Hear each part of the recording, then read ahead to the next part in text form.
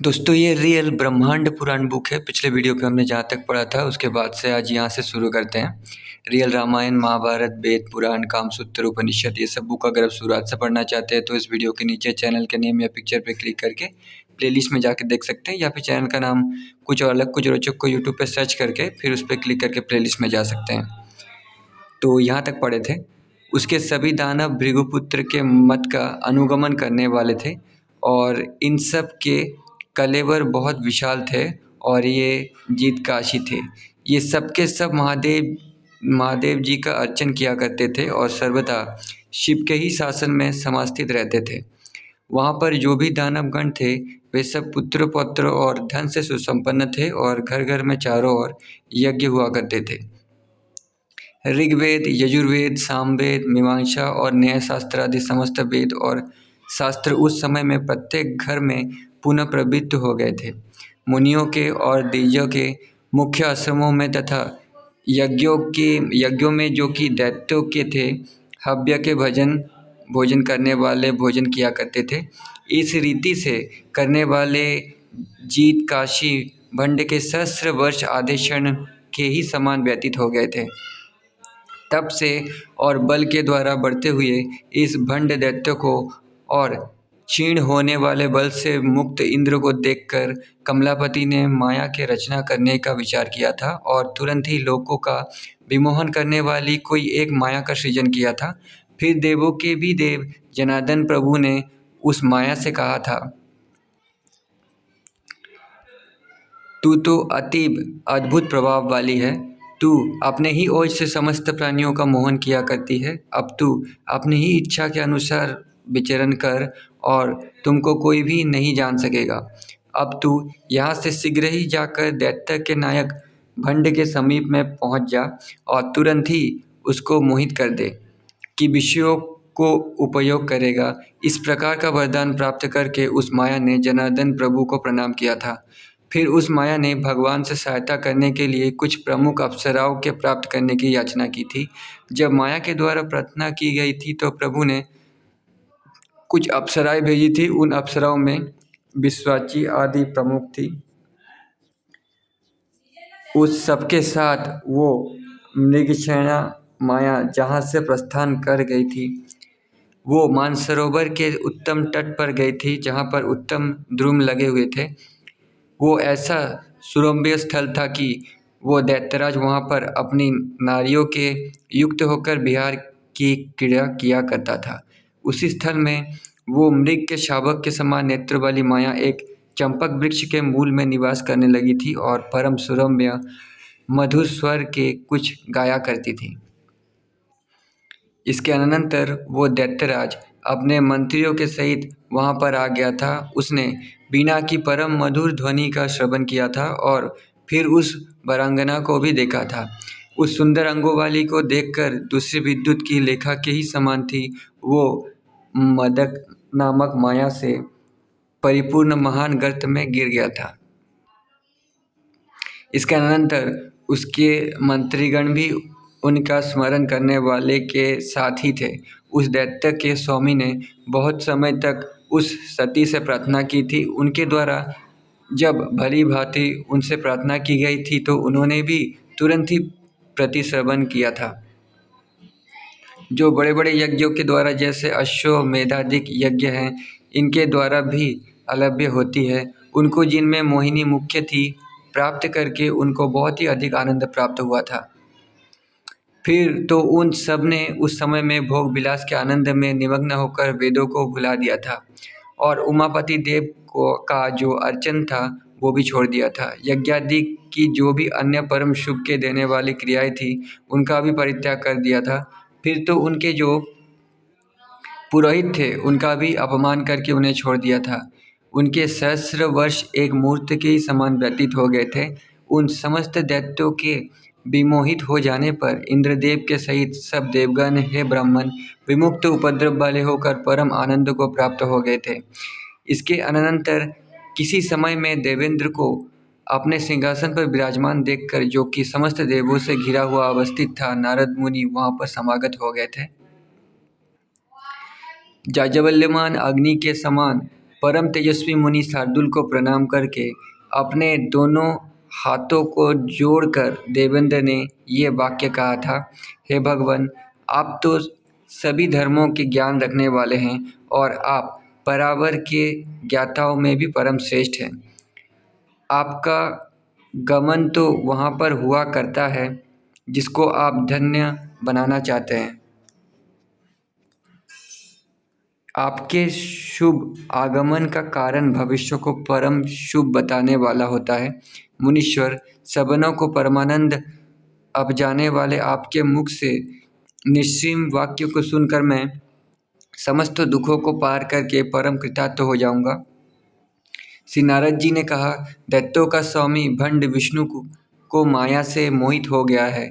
उसके द्वारा विमुक्त हुआ वो तीनों लोकों को दूसरी अग्नि के ही समान दहन करता है। वो तेजों से, अस्त्रों से और माया के बल से आपसे भी अधिक है। उस अत्यधिक बलवान के तेज का अपहरण अवश्य ही करना चाहिए। हे इंद्र, पराशक्ति देवी की आराधना के बिना किसी भी अन्य तप से सैकड़ों करोड़ों कल्पों में भी उसके पति बल का अपहरण नहीं हो सकता। हे मूर्खों, उदीयमान शत्रु के पूर्व में ही आराधना करो, अर्थात शत्रु जैसे ही बढ़ रहा हो उसी समय में पहले ही आराधना करनी चाहिए। आराधना की हुई वो भगवती तुम्हारा श्रेय कर देगी।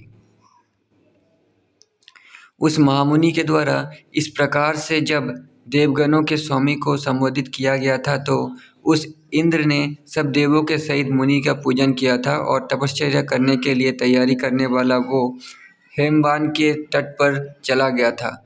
वहाँ पर सब ऋतुओं के कुसुमों से समुज्ज्वल भागीरथी गंगा के तीर पर समस्त सूरगणों के साथ उस इंद्र ने उस पराशक्ति की महापूजा की थी।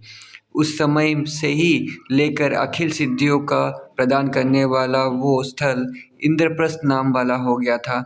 ब्रह्मा जी के पुत्र नारद जी के द्वारा उपदेश की गई विधि से जब और ध्यान में निरत आत्मा वाले की उस देवी की महती परा पूजा करने वालों को बहुत समय व्यतीत हो गया था। वे सभी परम उग्र तप में संस्थित थे तथा अन्य किसी में भी उनका चित्त न लगकर उसी में निरत था। ऐसे उनको करते हुए 10 सहस्त्र वर्ष और 10 दिन बीत गए थे। इधर महामती भृगु के ने उन समस्त दैत्यों को मोहित देखकर वो भंडासुर के समीप में पहुँचे थे और उससे पुरोहित जी ने कहा था, हे राजेंद्र, आपका ही समाज से लेकर सदा ही सब दानवगण निर्भय होकर तीनों लोकों में चरण किया करते हैं और अपनी इच्छा से ही विहार करते हैं। हरि भगवान तो आपकी पूर्ण जाति का ही हनन किया करते हैं और सदा सबका विनाश करते हैं। उन्हीं के द्वारा इस माया की रचना की गई है जिसके द्वारा आप सम्मोहित हो गए हैं। जब आप मोहित हो गए हैं तो ऐसी अवस्था में आपको देखकर छिद्रों की खोज में परायण इंद्र आपके ऊपर विजय प्राप्त करने के लिए महान तप कर रहा है। यदि जगत की धात्री देवी प्रसन्न हो गई तो फिर उसी की विजय होगी। इसलिए इस मायामयी को छोड़कर मंत्रियों के साथ अन्य हे मावंत पर्वत पर जाओ और उन देवों के नृप में विघ्न पैदा करो। श्री गुरुदेव के द्वारा जब इस रीति से कहा गया था तब दैत्येंद्र ने अपना उत्तम पर्यक त्याग दिया था और वृद्ध मंत्रियों को बुलाकर भी वित्त था सब ये कह सुनाया था। इसका श्रवण करके श्रुतवर्मा ने विचार करके राजा से कहा था, आपका राज्य शासन 60,000 वर्ष तक ही शिव ने आपको प्रदान किया था। हे वीर, अब तो उसने समय से भी अधिक समय व्यतीत हो चुका है और अनेकों वर्ष निकल गए हैं। ये समय तो भगवान शिव के द्वारा ही दिया गया था। अब इसका कोई भी प्रतिकार नहीं किया जा सकता। अब उनके ही अभर्चना के बिना ये राज्य का रहना असंभव है और इसका कोई भी प्रतिकार नहीं हो सकता। ये तो काल है और इसमें तो मुख और सुख और दुख का भोग करना होगा। इसके अनंतर भी भीमकर्मा नाम वाला मंत्री था। उसने कहा, जहाँ तक बल है शत्रु की कभी भी उपेक्षा नहीं करनी चाहिए। हम लोगों के द्वारा जब क्रिया का विघ्न किया जाएगा तो ऐसा करने पर आपका ही विजय होगा। हे महाराज, आपके युद्ध में परों के बल के हरण करने वाली विद्या भगवान शिव ने ही प्रदान की है, इसलिए आपकी सदा ही विजय होगी। दानवों के नायक भंड ने उसके वाक्यों को मान लिया था और सेनाओं के साथ वो निकलकर हेमवत के तट पर चला गया था। जगदम्बिका ने तपश्चर्या के अंदर विघ्न डालने वालों को देखा था। उसने आगे उज्ज्वल जो महाप्रकाश था उसको न लगने के योग्य बना दिया था। उसको देखकर वो दानवेंद्र भी ये क्या है इस बात से अत्यधिक विस्मित हो गया था। वो अधिक क्रुद्ध हो गया था और उसने दानवास्त्र के द्वारा उसको भंग करना चाहा था। वो फिर भी उसके आगे गया था, किंतु वो सभी दानवों के द्वारा ना लागने के योग्य हो गया था और उस धीर ने दानवास्त्र के द्वारा उसका भंग किया था और बड़ी गर्जना भी की थी। बारंबार भी ऐसा करने से वो भस्म फिर समुत्पन्न हो गई थी और उपस्थित हो गई थी। ये देखकर वो दानवेंद्र परम विषाद से युक्त होकर अपने पुर को चला गया था। देवों ने उस जगत की धात्री का दर्शन किया था और उस उज्ज्वल प्रकार को भी देखा था। देवगण भय से बहुत ही व्यथित हो गए थे और उन्होंने समस्त क्रियाओं को छोड़ दिया था। इसके पश्चात इंद्रदेव ने उन देवगणों से कहा था कि ये दैत्येंद्र यहाँ पर आ गया है और इसको इन सभी लोग भी जीतने में युद्ध में असमर्थ हैं। अगर हम सब लोग यहाँ से भागते भी हैं तो भी हमारी कहीं पर भी अन्य गति नहीं है। एक योजन के विस्तार वाला कुंड बनाकर जो बहुत ही अच्छा और सुंदर हो, हम सब यज्ञ का कार्य संपन्न करें। महायाग का जो भी विधान है उसी से हुतासन का परिधान करें। हम सब सूरगण महामासों से इस परमा शक्ति का ही इस समय में यजन करें। मास जानवर का मांस होगा। हम सब लोग ऐसा करने से ब्रह्मभूत हो जाएंगे। तो देवी, कोई भी देवी हो, वो तामसिक ऊर्जा मांसों से ही पूरी होती है। ऐसा करने से ब्रह्मभूत हो जाएंगे अथवा स्वर्गलोक का भोग करेंगे। इस प्रकार से जब सब देवों से कहा गया था तो इंद्र ही जिनमें अग्रणी था, वे सभी देवगण प्रस्तुत हो गए थे। फिर उन्होंने मंत्रों के द्वारा काट काट कर विधि पूर्वक मांसों से हवन किया था। शरीरों के समस्त मांस का हवन करने पर तथा चरणों और करों का भी होम करने पर जब उन्होंने अपना संपूर्ण शरीर ही हवन कर देने की इच्छा की थी, तो उसी समय एक परम उत्तम तेज का पुंज प्रादुर्भूत हुआ था। अच्छा, अपना मांस यानी कि खुद के मांस का बात हो रही है या जानवरों का हो सकता है, यहाँ पे यही तो लिखा है, कंफर्म नहीं हो रहा। उस तेज के पुंज के मध्य से एक चक्र के समान आकार का पदार्थ सुसंपन्न हुआ था और उसके मध्य में समुदित सूर्य के सदृश प्रभा से समन्वित देवी प्रकट हुई थी।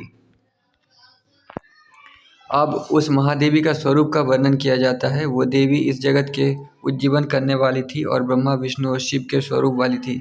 उसका स्वरूप सौंदर्य का सार की सीमा ही नहीं था और वो आनंद के रस का सागर थी। उसका कलेवल जपा के पुष्पों के सदस्य था और उसके वस्त्र दाड़िमी कुसुमों के समान वर्ण वाले थे। वो सभी आभरणों से भूषित थी तथा श्रृंगार रस का एक स्थल स्वरूप वो थी। कृपा से तरंगित अपांगों वाले नेत्र से प्रकाश करने वाली वो कौमुदी थी। उसके करों में 5 अंकुश, इक्षु को दंड और 5 बाण थे, जिससे वो परम सुशोभित थी। उस महादेवी का दर्शन करके इंद्र के सहित समस्त देवगणों ने बारंबार प्रसन्न मनों वाले होकर उस अखिलात्मिका के चरणों में प्रणाम किया था। उसके द्वारा अवलोभित होकर सभी देवगण दुख रहित हो गए थे। उसके सब अंग पूर्ण हो गए थे और बहुत अधिक सुदृढ़ वज्र के समान देहों वाले वो महान बल से संपन्न हो गए थे। सब कुछ देने वाली उस अंबिका महादेवी का उन्होंने स्तवन किया था। हयग्रीव ने कहा, इसी समय में लोकों के पितामह ब्रह्मा जी उस देवेशी के दर्शन करने की इच्छा वाले महर्षियों के साथ वहां पर समागत हो गए थे। इसके पश्चात भगवान विष्णु की गरुड़ पर समारूढ़ होकर समारूढ़ होकर वहाँ पर आ गए थे। भगवान शिव भी वृष पर यानी सांड पर सवार होकर अखिलेश्वरी के दर्शन के लिए आए थे। नारद आदि देवर्षिगण महेश्वरी के समीप में समागत हो गए थे। सभी अप्सराओं के समुदाय भी महादेवी के दर्शन के लिए आए थे। विश्वावसु आदि गंधर्वों और यक्ष भी वहाँ पर आए थे। ब्रह्मा जी के द्वारा आदेश पाकर विश्वामित्र विश्वकर्मा ने एक दिव्य नगर की रचना की थी, जैसा कि साक्षात अमरपुर ही हो गए। इसके पश्चात सब मंत्रों की आदिदेवता श्यामा ये सब अंबिका के समीप में समागत हुए थे। ब्राह्मी आदि समस्त मातृगण अपने अपने भूतगणों के साथ समावृत होकर वहाँ पर आई थी। अनिमा महिमा आदि अष्ट सिद्धियाँ और करोड़ों योगिनियों वहाँ पर आ गई थी। भैरव और क्षेत्रपाल महाशास्ता गणों के अग्रणी वहाँ समागत हुए थे, आए थे। महान गणों के ईश्वर स्वामी कार्तिकेय, बटुक, वीरभद्र इन सब ने आकर उस समय में प्रणत होकर महादेवी का स्तवन किया था। वहाँ पर जो एक नगरी थी वो नगरी परमाधिक सुरभ्य थी। उसमें बड़ी बड़ी अट्टालिकाएं, प्रकार और विशाल तोरण थे। उसमें गज, अश्व और रथशालाएं थी तथा राजवीथियाँ भी विद्यमान थी जिनसे वो परम शोभित हो रही थी। उसमें सभी के पृथक पृथक परम सुंदर गृह बने थे। सामंतों के, अमांतों के, सैनिकों के और ब्राह्मणों के एवं बेताल के दासों के और दासियों के गृह निर्मित थे। उस नगरी के मध्य में द्वारों और गोपुरों में समन्वित परम दिव्य राजगृह थे, जिसमें बहुत सी शालाएं और सभाएं बनी हुई थी, जिससे वो राजगृह उपशोभित था। उसमें एक सिंहासन सभा थी जो 9 प्रकार के रत्नों से परिपूर्ण और परम शुभ थी। उसके मध्य में एक दिव्य सिंहासन था जो चिंतामणियों के द्वारा ही निर्मित था। जिस मणि के समक्ष में जो चिंतन किया जाए वही प्राप्त हो जाता है, उसी को चिंतामणि कहा जाता है। वो सिंहासन स्वयं प्रकाश करने वाला, अद्वंद्व और उदित सूर्य के समान प्रभाव वाला था। लोकों के पितामह ब्रह्मा जी ने जब उसका अवलोकन किया तो वे मन में चिंतन करने लगे थे, जो भी कोई चाहे महामूर्खी क्यों न हो, इस पर अधिष्ठित होता है, वो इस परम सुरम्य पूर्व के प्रभाव से सभी लोगों से अधिक होता है। केवल स्त्री तो इस राज्य के योग्य नहीं है और केवल पुरुष भी स्त्री से रहित जो हो वो भी इसके योग्य नहीं है। श्रुति का कथन तो यही है कि मंगल भय आचार्य से संयुक्त और महापुरुषों के लक्षण वाला तथा जो अनुकूल अंगना से युक्त हो उसी का राज्यासन पर अभिषेक करना चाहिए।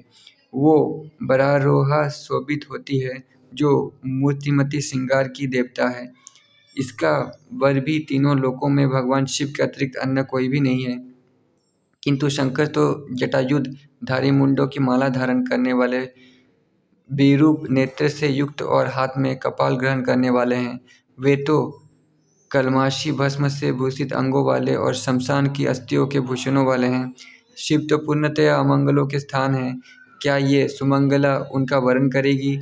यही इस प्रकार से ब्रह्मा जी मन में विचार कर रहे थे कि उसी समय में ब्रह्मा जी के आगे महेश्वर प्रकट हो गए थे। उनका स्वरूप उस समय में करोड़ों कामदेवों के लावण्य से युक्त था और परम दिव्य शरीर से वे युक्त थे। उनके वस्त्र भी परम दिव्य थे और मालाएं धारण किए हुए दिव्य सुगंधित अनुलेपन वाले थे। वे किरीट, कुंडल, कयूर और हार आदि आभरणों से समलंकित थे। इस प्रकार का जगत के दोहन करने वाले स्वरूप के धारण किए हुए ब्रह्मा जी के सामने प्रादुर्भूत हुए थे। लोक पितामह ब्रह्मा जी ने उस कुमार का आलिंगन करके उनका नाम कामेश्वर रख दिया था, क्योंकि वे परम कमनियों को धारण करने वाले थे। उन्होंने कहा था कि ये तो उस परमा शक्ति के सर्वथा अनुकूल वर है। ऐसा निश्चय करके शिव के ही साथ वे वहाँ देवी के समीप में समागत हो गए थे। उन ब्रह्मा, विष्णु और महेश्वर ने उस पराशक्ति का स्तवन किया था। उस शक्ति का अवलोकन करके ही जो मृग शावक के समान परम सुंदर नेत्र वाली थी, वे नील लोहित कुमार समस्त क्रियाओं को भुलाकर कामासक्त हो गए थे। वो तंबगी भी मूर्तिमान कामदेव के सदस्य उनको देखकर मदन से आविष्ट अंग वाली उसने भी उसको अपने ही अनुरूप मान लिया था। परस्पर में एक दूसरे के देखने में आसक्त दोनों ही काम से आतुर हो गए थे। मतलब मेल फीमेल का अट्रैक्शन, ये दोनों ही सख्त भावों की विशेषता के ज्ञाता, धीरजमान और परम मनस्वी थे। दूसरों के द्वारा इनका चरित्र ज्ञात नहीं हो सकता है, ऐसा ये दोनों ही एक मूर्त मात्र समय तक तो चेतना से शून्य हो गए थे। इसके उपरांत ब्रह्मा जी उस लोकों की एक नायिका से बोले, ये देवगण, ऋषि लोग, गंधर्व और अप्सराओं का समुदाय स्वामिनी आपको इस परमाह में अपने प्रिय के ही साथ में समन्वित देखने की इच्छा रखते हैं। हे देवी, अब आप यही कृपा बतलाइए कि आपका अनुरूप प्रिय कौन सा धन्यतम पुरुष है। अब आप लोगों के संरक्षण के लिए परम पुरुष का सेवन कीजिए। आप इस नगर की महारानी बनिए और इस बरासन पर विराजमान होइए। इन कल्मश रहित देवर्षियों के द्वारा ही है महाभाग्य आप अभिषिक्त हो जाइए। हम तो अब यही अपने नेत्र से देखने की अभिलाषा रखते हैं कि आप साम्राज्य के चिन्हों से समन्वित होवे और सभी आभरणों से समलंकृत होवे। आप अपने परम प्रिय के साथ आसन पर स्थित होवे। ये श्रवण करके देवी के मुख कमल पर मंद सी मुस्कान रेखा दौड़ गई थी। इसके अनंतर उस देवी ने उन ब्रह्मादिक जिनमें प्रमुख थे उन देवों से कहा था, हे देवगणों, मैं परम स्वतंत्र हूँ और सदा ही अपने ही इच्छा से विहार करने वाली हूँ। मेरे ही मतलब विहार करने मतलब संभोग करने, मेरे ही अनुरूप चरित्र वाला ही मेरा प्रिय होगा, ऐसा ही होगा। ये प्रतिज्ञा करके सब देवों के साथ पितामह ने उस देवी के धर्मार्थ के सहित वचन कहा था। विवाह तो चार प्रकार का हुआ करता है। नारी और पुरुष का विवाह होता है। एक तो काल कृता नारी होती है, ये क्रय कृता नारी है। एक पितृदत्ता है, एक स्वयं युता होती है। काल कृता वैश्या होती है जो कुछ काल तक उपभोग के काम आती है। क्रयकृता दासी होती है जिसको जीवन भर भोग के लिए खरीद लिया जाया करता है। मतलब उस समय में कैसा विवाह हुआ करता था, ये हमें यहाँ से जानने को मिलता है। तीसरा होता है गंधर्व विवाह, अर्थात दोनों ही अपनी मर्जी रजामंदी से प्रेम करके नारी बना लेते हैं और इनमें कोई भी सात फेरे या सिंदूर पहनाना नहीं हुआ करता था। यही चीज़ कामसूत्र में भी लिखा है। मेरे कामसूत्र के वीडियोस भी आप देख सकते हैं और महाभारत में भी भीष्म पितामह ने कहा था। महाभारत के भी वीडियोस आपने देखा होगा, बहुत पहले बनाया था। ये स्वयंसुयुता होती है, जो भार्या होती है वो तो कन्या को पिता दान किया करता है। यही पितृदत्ता है, समान धर्म वाली भार्य युक्त होती है। तो उस समय में वैश्या को गलत नहीं माना जाता था, वैश्या बस एक नाम हुआ करता था। वैश्या पढ़ के ये मत मानिएगा कि ये कहा जा रहा है। जो पिता के वंशवता होती है और पिता जिसको भी योग्य वर समझता है उसे ही अपनी कन्या को दे दिया करता है। जो ब्रह्म अद्वैत है और सद्भाव से वर्जित है वो चिदानंद स्वरूप वाला है, उससे प्रकृति समुत्पन्न हुआ करती है। आप ही तो वो ब्रह्म हैं और आप ही प्रकृति हैं। हे देवी, आप ही अखिला अनारादि और कार्य का रण दोनों के स्वरूप वाली है। सनकादि योगी जन आपको ही खोजा करते हैं। सत और असत कर्मों के स्वरूप वाली, व्यक्त और अव्यक्त दया से स्वरूप वाली, आप ही की पर ब्रह्म स्वरूप वाली की सब प्रशंसा किया करते हैं। आप ही आरंभ से सृजन किया करती है और आप ही क्षण भर में परिपालन किया करते हैं। अब लोगों पर अनुग्रह करने की आकांक्षा से ही आप किसी भी पुरुष का सेवन करिए। इस प्रकार से ब्रह्मा जी तथा समस्त सुरों के द्वारा जब वो देवी विज्ञापित हो गई थी तो उसने अपने हाथ से एक माला उठाकर नवमंडल के मध्य में प्रक्षिप्त कर दी थी। उस देवी के द्वारा ऊपर की ओर प्रक्षिप्त की हुई वो माला आकाश मंडल को सुशोभित करती हुई उस समय में कामेश्वर प्रभु के कंठ भाग में आकर गिर गई थी। फिर तो ब्रह्मा और विष्णु जिनमें अग्नि थे, ऐसे समस्त देवगण बहुत प्रसन्न हुए थे और मंद वायु से संप्रेरित मेघों ने पुष्पों की वर्षा की थी। इसके अनंतर विधाता ने भगवान जनार्दन से कहा, हे हरे यानी विष्णु, अब इन दोनों शिव और शिवा का वैदिक विधान से करा देना चाहिए। अब देव से संप्राप्त जगत का मंगल करने वाला मुहूर्त प्राप्त हो गया है। ये महादेवी आपके ही स्वरूप वाली है और आप ही भी सहज ही हैं। इस कल्याणी को आप देने के योग्य होते हैं और इन काम रूप शिव के लिए प्रदान कर दीजिए। देवों के देव त्रिविक्रम भगवान ने ये श्रवण करके उस देवी का दान करने का उपक्रम किया था। उन देवगण, योगीगण, सब देव ऋषि और पितृगणों के मध्य में भगवान विष्णु ने उस देवी को वैदिक विधि से भगवान शंकर को प्रदान किया था, दे दिया था। जैसे हाथ में हाथ देते हैं ना, वैसे। और बड़ी प्रसन्नता से वो कन्यादान किया था। आदि केशव प्रभु ने उन दोनों शिवा और शिव का कल्याण करा दिया था और समस्त ब्रह्मादिक सूरगणों ने बहुत से उपायन समर्पित किए थे। ब्रह्मा जी ने तो इक्षु चाप दिया था, श्री अविनाशी और वज्र के समान सार वाला था। भगवान श्री हरि ने उन दोनों पति पत्नी को अविनाशी और अम्लान कुसुमों का आयुध समर्पित किया था। जल सागरों के स्वामी वरुण ने उन दोनों के लिए नागपाश दिया था और निशापति विश्वकर्मा ने उन दोनों के लिए अंकुश अर्पित किया था। यानी ये शिव की दूसरी पत्नी हुई ना, ललित सुंदरी। अग्निदेव ने किरीट समर्पित किया था और चंद्र तथा भास्कर देव ने 2 टांटक दिए थे गिफ्ट। रत्नाकर ने स्वयं समुपस्थित होकर 9 प्रकार के रत्नों से परिपूर्ण भूषा प्रदान की थी। सूरगणों के अधिप महेंद्र ने उस समय में एक अक्षय मधुपात्र दिया था। उस समय में कुबेर ने एक माला दी थी जो चिंतामणियों से निर्मित की हुई थी। लक्ष्मी के स्वामी नारायण ने स्वयं ही एक साम्राज्य का सूचक छत्र अर्पित किया था। गंगा और यमुना ने उनको चंद्र के ही समान भास्कर 2 चमर दिए थे। 8 वसुगण, रुद्रगण, आदित्य, अश्विनी कुमार, दिक्पाल, मरुदगण, साध्य, गंधर्व, प्रमथेश्वर, इन सभी ने परम परितोषित होते हुए अपने अपने आयुध उस महादेवी के लिए समर्पित किए थे। और रथ, तुरंग और नाग जो महान बलि और अधिक वेग से समन्वित थे, एवं निरोग ऊंट और अश्व जो क्षुधा और प्यास से रहित थे, एवं वज्र की उपमा के आकार वाले थे तथा आयुधों के सहित एवं परिच्छदों से युक्त थे, वो दिए थे।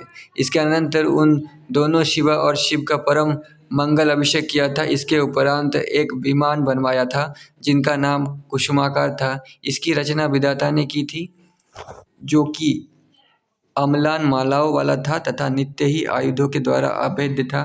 ये इच्छा के अनुसार दिव्यलोक और भूलोक में गमन करने वाला तथा सुसमृद्धि से समन्वित था, जिसके केवल गंध से ही भ्रांति, क्षुधा, रोग और अतृ सब नष्ट हो जाया करती थी।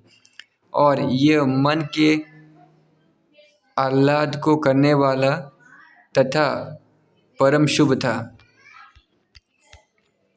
उस विमान पर ये दोनों शुभ दंपति समारूढ़ होकर नृप मंदिर से बाहर निकले थे। इस विमान में चमर, व्यंजन, छत्र, ध्वजा आदि से परम मनोहरता विद्यमान थी। उस समय में बीना, वेणु, मृदंग प्रभृति अनेक प्रकार के तौर्य वादनों से ये सेव्यमान हो रहे थे। सब सूरगण भी इनकी सेवा में समुपस्थित थे। विहार की स्वामिनी अपने ओज से शोभित करती हुई बोथी में गई थी। वहाँ पर बड़े बड़े धनियों के हव्य बने हुए थे। प्रत्येक हव्य की छत पर सहस्र अप्सराएं बैठी थी। वहाँ पर जो पुरंदरियाँ थी, उनके हाथों में लाजा और अक्षत थे, जिनकी वे वर्षा कर रही थी। परम मंगल अर्थी वाली गाथाएं करती हुई थी तथा वीणा, वेणु आदि की ध्वनियों से परम तोष को प्राप्त होती हुई विधियों से अन्य विधियों में धीरे धीरे समागत हो रही थी। अप्सराएं जो मार्ग में आरती का विधान कर रही थी, उसका प्रतिग्रहण करके उस देवी ने विमान से अवरोहण करके सदा सभा में प्रवेश किया था। फिर देव सर्व के ही साथ सिंहासन पर समाधिष्ठित हुई थी। वहाँ पर स्थित महाजन समुदाय ने जो भी इच्छा की थी और मन में ही कामना की थी, उस सब का ज्ञान रखने वाले महादेवी ने अपनी दृष्टिपात के ही द्वारा उन सब कामनाओं को पूरा कर दिया था। लोकों के पितामह ब्रह्मा जी ने उस चरित्र को देखकर ही उस देवी का उस समय में कामाक्षी और कामेश्वर ये नाम रख दिया था। उसकी आज्ञा से उस पूर्व में आश्चर्य मेघ ने भी वर्षा की थी और उस वर्षा में बहुत अधिक मूल्यवान वस्तुएं और परम दिव्य आभरण बरसे थे। चिंतामणि, कल्प वृक्ष, कमला और कामधेनु ये सब प्रति गृह में देवी के नगर में उसकी जय के लिए उपस्थित हो गए थे। सभी उसकी सेवा में ही तत्पर थे और उसकी सेवा का रस ही उनका सबका आकार था तथा अन्य क्रियाओं के गुणों का परित्याग कर दिया था। ये सभी समस्त कामों के अर्थ से संयुक्त थे तथा सर्वकाल में प्रसन्न ही रहा करते थे।